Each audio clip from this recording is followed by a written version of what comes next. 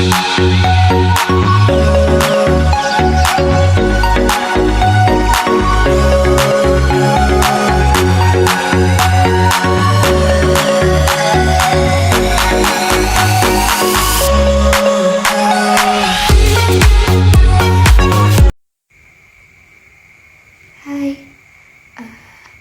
sebelumnya kan di awal kita udah perkenalan, tapi biar lebih enak aja aku mau perkenalin diri aku lagi. Jadi sebelumnya perkenalkan, nama aku Alivia Nabila, mahasiswa D3 Kebidanan, aku semester 2 dari Universitas Pendidikan Ganesha. NIM aku akhirannya 003. Nah, jadi pada video kali ini tuh aku akan membahas secara singkat aja mengenai mekanisme persalinan, yaitu suatu proses yang terjadi secara alami saat janin dilahirkan melalui jalan lahirnya.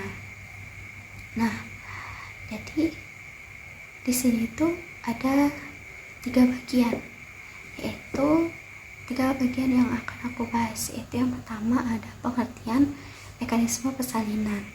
Nah, jadi pengertian dari mekanisme persalinan itu adalah suatu proses yang terjadi secara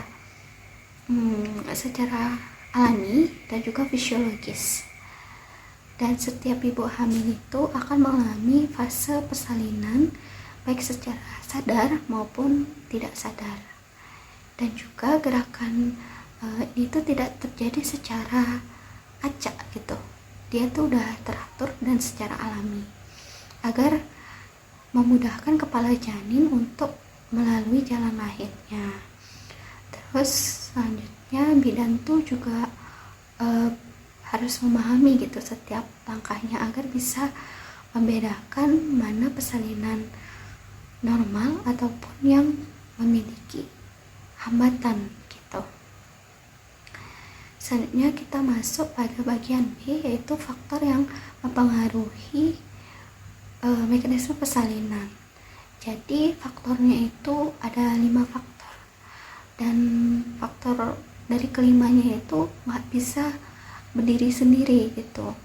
Contohnya apabila kontraksi ibu sudah kuat tetapi posisi janin itu tidak tepat, maka proses persalinannya itu akan terhambat gitu. Sebaliknya apabila posisi janinnya udah tepat tetapi ibu merasakan cemas dan juga takut, maka kontraksinya itu akan tidak maksimal gitu.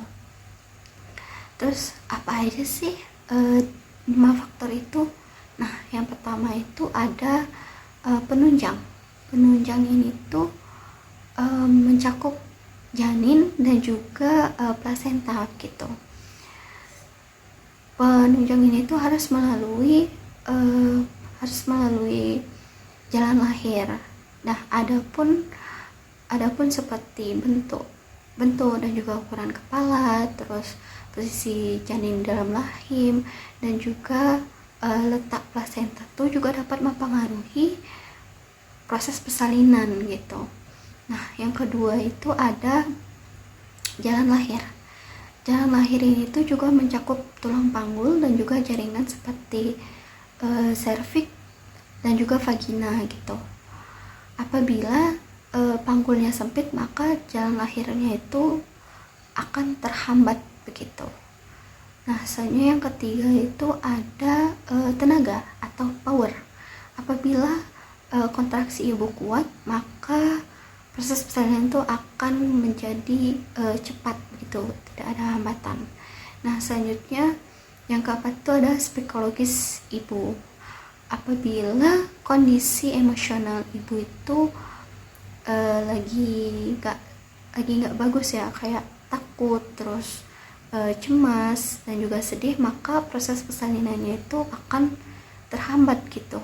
Nah, sebaliknya apabila kondisi emosional ibu itu tenang dan juga mendapat dukungan dari sekitar seperti keluarga, lingkungan, dan juga tenaga kesehatan, maka proses persalinan itu akan berjalan dengan lancar gitu.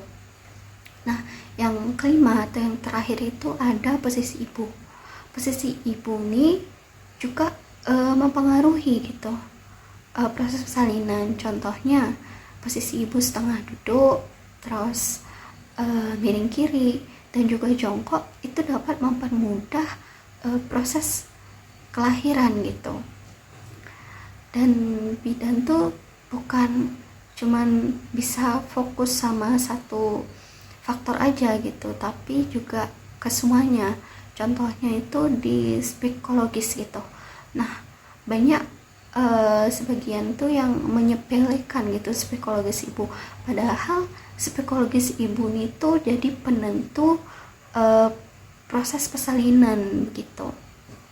Nah, selanjutnya kita masuk pada bagian C, yaitu tahapan mekanisme persalinan. Nah, tahapan mekanisme persalinan itu ada 7, yaitu, dan ini tuh juga nggak bisa nggak bisa acak gitu. Dia tuh harus sesuai tahapannya. Apabila masing-masing tahapannya ini enggak teratur, maka itu bisa jadi penentu apakah proses persalinan itu terhambat begitu. Contohnya, jika kepala janin itu sudah masuk panggul tetapi tidak tepat, maka saat turun ke bawahnya itu juga tidak maksimal begitu. Nah, apa aja sih 7 tahapan ini? Nah, jadi 7 tahapan ini tuh yang pertama ada engagement. Jadi engagement ini dimana posisi kepala janin itu udah masuk PAP gitu, udah masuk pintu atas panggul. Ini tuh bisa menjadi tanda bahwa janin itu siap untuk dilahirkan gitu. Terus yang kedua itu ada descent, yang mana posisi kepala janin itu sudah semakin turun menuju jalan lahirnya gitu, karena adanya dorongan kontraksi ibu. Terus yang ketiga itu ada flexion. Nah, flexion ini tuh proses kepala janin itu menempel gitu pada dadanya, dikarenakan panggul yang sempit, jadi dia langsung otomatis menempel ke dadanya untuk mengecilkan kepala agar bisa mempermudah melalui jalan lahir. Dan ini tuh bentuk dari bayi untuk beradaptasi dari ruang yang ada gitu. Nah, selanjutnya itu ada rotasi dalam.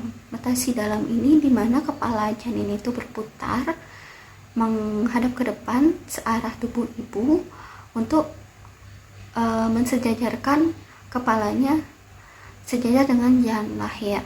Nah, terus yang kelima itu ada extension. Nah, jadi extension ini tuh posisi dimana kepala itu sudah mencapai dasar panggul dan dia tuh kepalanya itu akan mengadah gitu.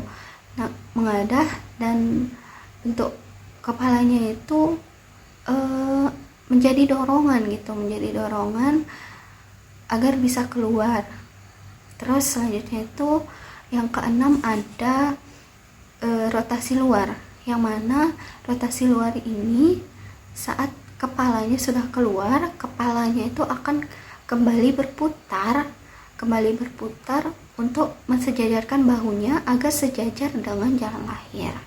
Nah, yang ketujuh itu, yang terakhir itu ada expulsion, yang mana apabila kepala dan juga bahunya sudah keluar, maka seluruh tubuhnya juga akan keluar, dan proses ini tuh terjadi secara singkat gitu.